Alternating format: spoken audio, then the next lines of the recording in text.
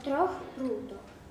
Keď umieral mocný kráľ Svetopluk, múdry panovník Veľkomoravskej ríše, pri nohách mu stáli jeho traja synovia, Mojmír, Svetopluk a Predsláv.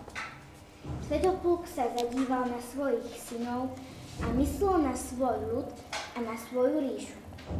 Potom privolal trochu unavený zrak a podvihol pravicu na rozkaz. Nerozumeli, niečo rozkazuje kráľ, iba pochopili synovia, že im otec prikazuje podať mu zväzok tuho zviazaných prútov, čo ležal na drahom koberci. Podal prúty Svetopluk najstaršiemu synovi Mojmírovi. Mojmír netušil, prečo má prúty lámať, ale chcel splniť vôľu otca i skúsoval prúty prelomiť, no nemal dosť síl. Skús polámať ty. Prikázal kráľ svojmu prostrednému synovi Svetoplukovi. Ani jemu sa to však nepodarilo. Prihovoril sa teda najmladšiemu synovi Predslavovi. Vypravuj aj ty, syn môj. Ale ani on nemal dosť síl, aby prúty zlomil.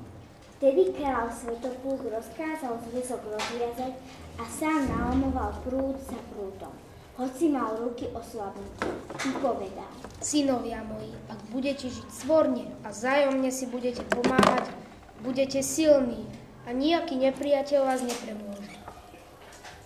Tak, ako ste ani vy nemohli zlomiť tie 3 prúty, keď boli zviazané spolu.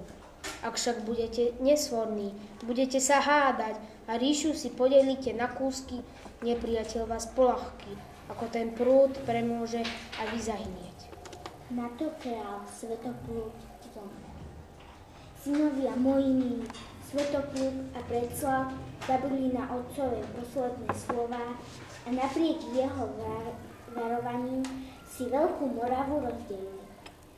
Vojnami oslabená krajina sa nebránila pred útokmi Maďarov a o niekoľko rokov